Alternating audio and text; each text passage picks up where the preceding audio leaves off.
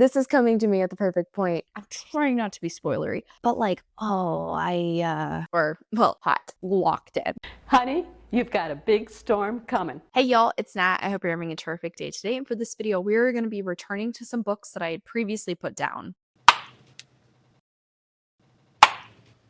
Alright, so before we get into anything bookish, make sure to hit like and subscribe down below, as well as tell me in the comments what's the last book that you put down and just decided, you know what, not right now. Let's talk about it. So if you are unaware, I'm a big proponent of DNFing books. Did not finish. DNFing is self-care. You don't have to keep reading a book if you're not enjoying it. Sometimes though, I do temporarily DNF books, which I think instead of saying DNF, I really need to say I not right now'd it. Like say I'm still interested in this book, but it is not working for me in this moment. And so this is going to be a video of me returning to those books and seeing if they go better the second time around. So starting at the top is Thrawn Ascendancy, Greater Good by Timothy Zahn. I read this one, I attempted to read this one for my most recent Star Wars canon project. I'll put a link to that in the cards up above. But unfortunately, this is a really slow political story and it was not working for me at the time. In the Star Wars universe, we initially met Thrawn, who is an alien that works in the Empire, and he is a brilliant strategist. He is such a planner. He needs to know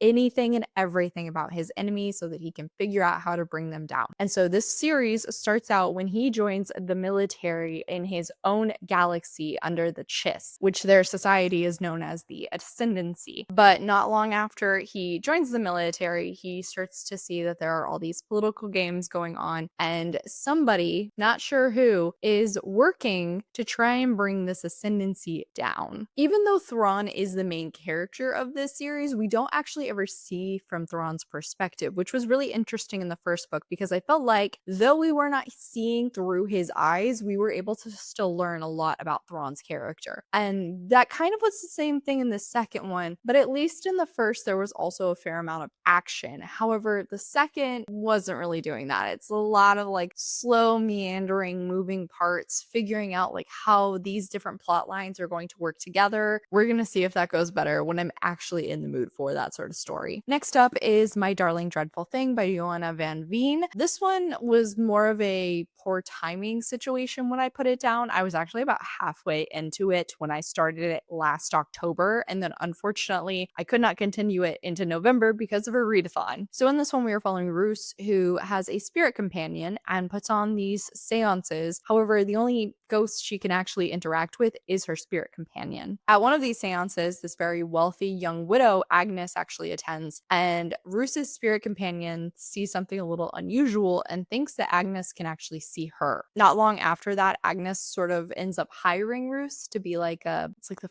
feminine equivalent of a valet, lady in waiting, even though that's not really what it is at this time period.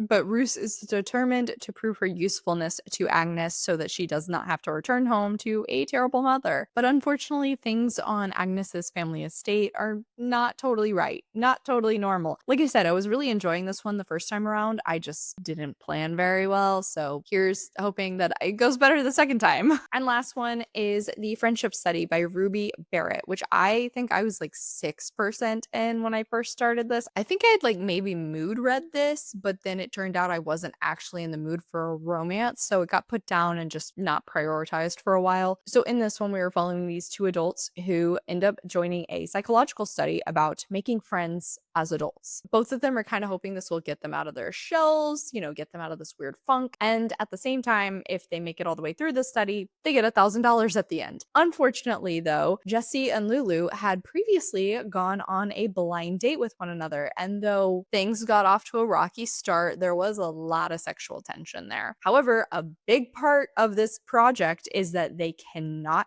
date. They only can be friends with other people in the project. And this whole no romance rule is getting a lot harder for them to stick to. I heard really good things about this one from my friend Allie, so I am hoping I will really enjoy it. Like I said, I just don't think I was really in the mood for a romance when I picked this one up last time. However, majority of the time, it's not really hard for me to prioritize romance. So here's hoping that I will love this one just as much as Allie thought I might. And on that note, I'll talk to y'all again when I've started into one of these books. Hey y'all. So honestly, I probably should have filmed an update a little bit sooner than this, but I'm like 90% done with Greater Good now. Okay, first off, I'm really glad I put this down when I did because this still remained very slow moving, very politics focused, and really all of these like quiet manipulations happening so that grand plan can happen. And I just was not in the mood for that kind of book whenever I was reading this the first time around. I did luckily remember a fair amount of what was happening. So pretty immediately when I did jump back into it, I was resettled into the story. I will give Timothy Zahn that. Though this is not the most action filled, it's at the very least memorable because of all of the moving parts that are taking place. I do still wish we were getting more of Thrawn, but that being said, I do like that at this point, we're kind of getting to see his reputation definitely is very well known around. It's for a reason. Since Thrawn is so uncaring of politics, everybody can basically trust that what he is doing is actually for the good of the chess. Because this man does not care about politics at all. He does not care about ranking. He doesn't care about benefits his family name might get. None of that matters. All that matters is the ascendancy itself and their survival. So I will say it does feel like now that Thrawn is a little bit more at the forefront of what's going on, even though obviously we still don't see from his perspective. At least with him being at the forefront, we are once again getting to learn a little bit more about his character and how everybody around him interacts with him and how they've developed the dynamics that they have, the way his reputation now precedes him. That I do really like. I do think it is impressive how Zahn creates Thrawn's character without ever actually showcasing his perspective on page. But again, I do actually want his perspective. However, by this point, we're really excited to officially close this out. Like I said, I did not intend to wait this long to film my first update for this video. I kind of just put this on while I was doing a puzzle last night, locked in. I was so engaged. I was really focused on my puzzle, but then at the same time, it was 2 a.m. and I was 93% into the book. At the very least, tell you how things are going. We're entering some actual action at this point, and I am excited for the final climax. We've seen a little bit as to where this might possibly be going in the next book, but of course it will depend on how things close out here. I am excited to finish it out at the very least. I'm feeling much more positive about this book this time around. Hello, my loves. So officially finished out Greater Good. All in all, did enjoy it. I actually was way more engaged there at the end, not only for the action scenes, and I think it was so cleverly done, especially because it makes perfect sense for Thrawn and a lot of the things we have seen laid out, going back to all of the politics, all of the family drama, all of that stuff. It actually kind of allowed us to see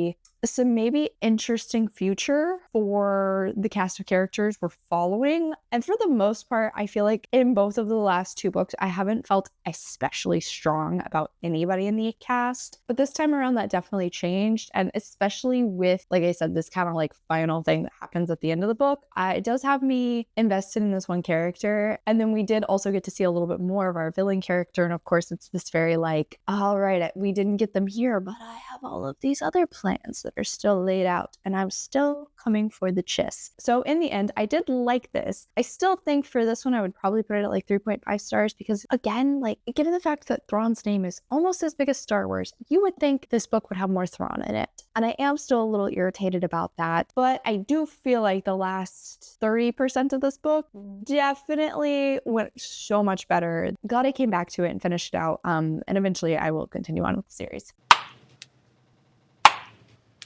And then since I finished that one out, for the next one in this video, I did start back into My Darling Dreadful Thing by Johanna van Veen. When I picked this one up the first time, I got to chapter 17. So I was fair way into this book. But it has been months since I had touched this. And I remembered really enjoying it. I kind of remembered some stuff with the plot, but I wasn't super convinced that I could pick back up in the middle and not be lost. So I decided to go ahead and restart. And this time around, I'm probably at 60-ish% now, and I'm liking this all over again. I really enjoy Roos's character. I think everything we have learned about her is very well convincing to have created this woman who is terrified of being abandoned, slightly self-destructive, has a unhealthily codependent relationship with her spirit companion, and is also so desperate to be loved. But it makes for a character that like I am just rooting for her. However, we also get these additional chapters where she is being interviewed by a doctor, and we know something terrible has happened that has resulted in her being arrested. And now these interviews are to figure out whether or not she is actually sane enough to stand trial, because of course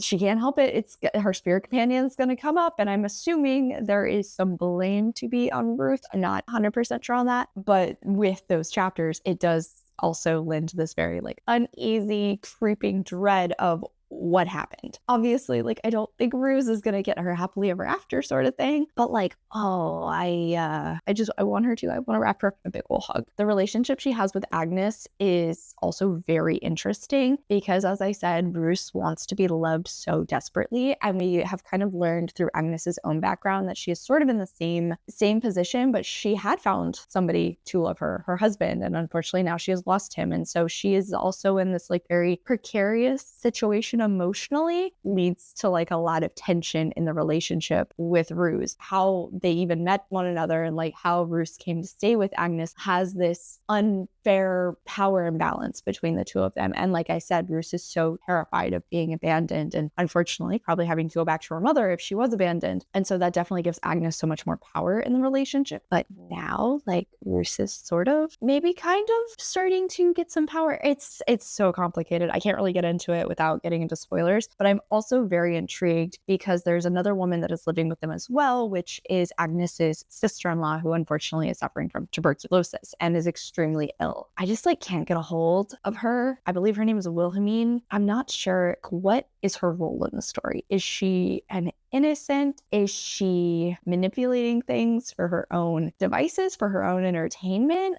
Does she hate Agnes? Because like they have to live together just due to their circumstances. I'm really curious. So I'm really liking this second time around, thank God. And I'm really hoping that I will be finishing out here soon. Hey y'all, so I've officially finished out my Darling Dreadful thing, and I really, really liked this across the board. First off, I gotta say, I need to find more like horror romances. I just love them. I love a good story where it gives me the gore and the unsettling scariness that I want, but then at the same time, it's juxtaposed by an adorable romance, because that's what we got here, and I was all over it. I will say, this did end up taking some turns with the plot at the end that I have conflicting feelings about. I liked them on one side, but then on the other side, like I wish things would have gone a different direction. I don't know if I can necessarily fault this book for not going the way I wanted, given that it's a horror story and given just the entire setup of the book.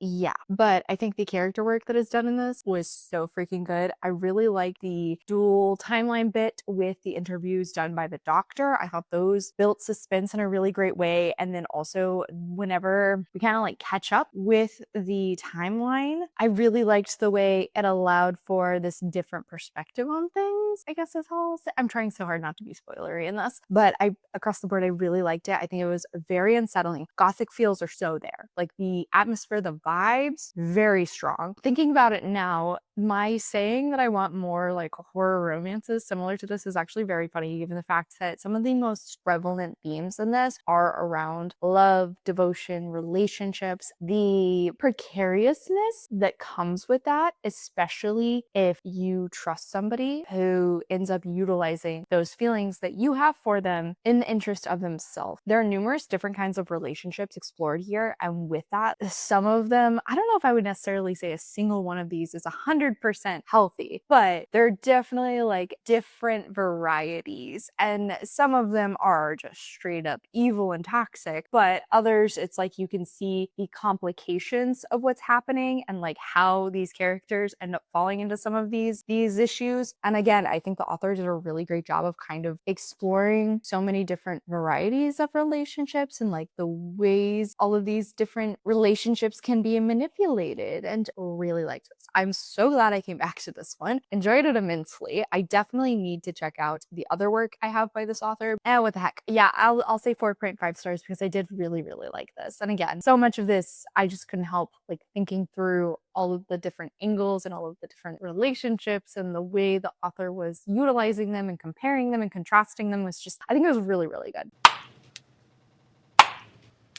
Hey loves, so I have returned back to The Friendship Study by Ruby Barrett. I'm probably at like, I don't know, I think I've surpassed the halfway point now. Really, really liking this. I'm so glad I circled back to this one.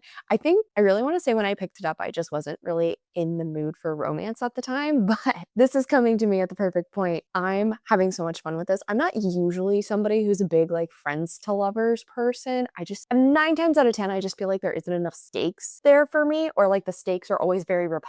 Here though, because there's this external element that's kind of forcing them to stay in friends territory, it does feel like it has a little bit more stake. It's one of those where I feel like they are clinging to this excuse so desperately, because if they let things slip even a little bit, like I don't think either of them are going to be able to deny the fact that they have romantic feelings for one another. I'm also pleasantly surprised at the overarching storyline, the overarching theme. It's not really a theme, I guess topic. The overarching topic of the difficulty that you have making and maintaining friendships as an adult. As somebody where like majority of my close friends live thousands of miles away from me, like I feel very seen. But also like even when you do have friends nearby, everybody just has so much going on in their own life that it's really difficult to maintain that relationship and like constantly carve out time to like spend with one another so you can feel like you're continuing the relationship. Like that element alone I think is very prevalent, especially given I think I've watched a few videos as of late now that have talked about the difficulty Gen Z tends to have with having friendships as adults. Like here it's specifically talking about millennials, but like it's definitely not a problem that's going away anytime soon, I don't think. I also feel like the issues that each of them are dealing in their personal lives also are ones that just kind of tend to come up as you get older.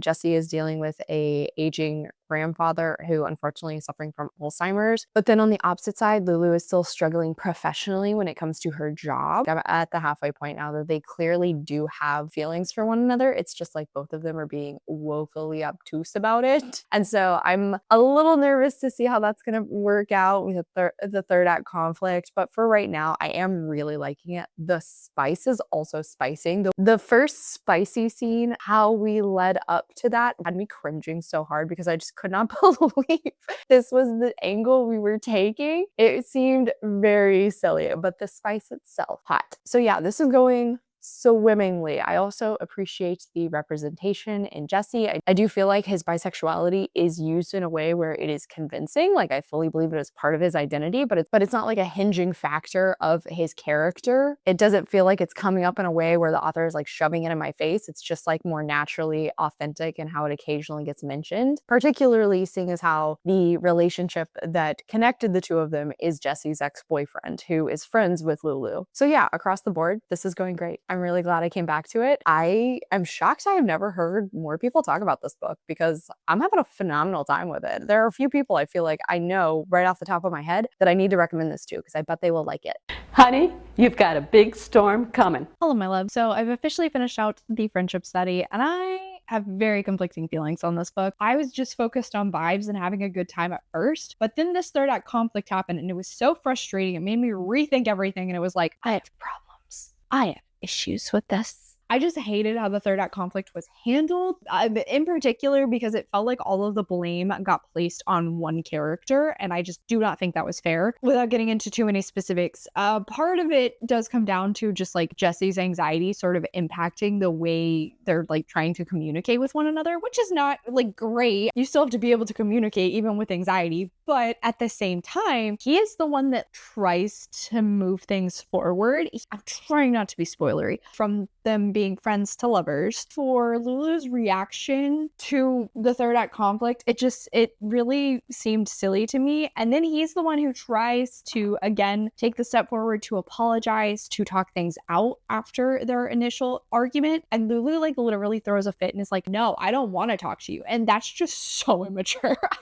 I could not believe that actually happened. And like I said, it made me sort of reevaluate everything because this is supposed to be like friends to lovers, but they don't really spend too much time developing a friendship before they start jumping into bed with one another, meaning it's more like friends with benefits. The main boundary that keeps them apart is the whole study, the friendship study, because they can't be more than that. They can only be friends when they're in this study, or they won't get the $1,000. Except the main thing that would add that stakes, the $1,000, literally only gets mentioned when the study is presented and in the third act conflict. Not at any point apart from that do they ever think like, man, I can't take the chance of us becoming more and getting kicked out of the study because I need that $1,000. No. Not at any point do either of them ever think about it. It's not as though either of them really care about the study itself. I don't feel like we were able to see either of them really developing any great friendships with any of the other characters in the study. And then it meant that this whole friendship they've been cultivating, no, they've just been literally dating in everything but name. Then adding the third act conflict, it like felt even more over the top ridiculous. And while I did actually like the way the relationship built and like it grew, it felt very authentic and real. Again, the whole boundary angle just felt very unnecessary. And then this last part, I will say it's a little bit spoilery. So like if you really care, put a timestamp up on the screen so you can jump forward. Jesse comes clean to one of the psychologists in the study saying that he has feelings for Lulu. And she basically is like, oh yeah, we kind of figured that would happen with somebody in this study. We don't really care. Then why was it mentioned at the beginning that they can't date? And then it really made me consider, what the hell is this study about? Like, what are they tracking? What are they looking into?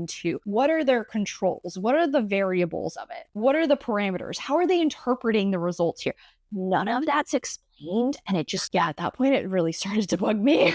While I did feel that the character work done between Jesse and Lulu was really good, I also felt like there were heavier elements included that I think were supposed to be adding to their characters, but weren't given enough time to really explore and see how they impacted each of them, to the point that I almost wondered why even write them in. I don't think this was really necessary. Also, honestly, the grand gesture scene had me cringing like so hard. I just yeah, so this turned out to be a 3-star. I really like the first half, which is why it's only at a 3-star, not less. But oh, this is not staying on my shelves. This is one where I don't know if I can say I'm glad I came back to it now. But on that note, that was officially it for today, y'all. So thank you so much for going to my channel. I really appreciate it. Make sure to hit like and subscribe down below if you made it all the way to the end of this video. I guess let's leave like the doctor emoji down in the comments. I have links to all of my socials, as well as a few ways you can support me down in the description. I come out videos on Monday and Friday, but until then, I hope you continue to have a terrific day. Love you, bye!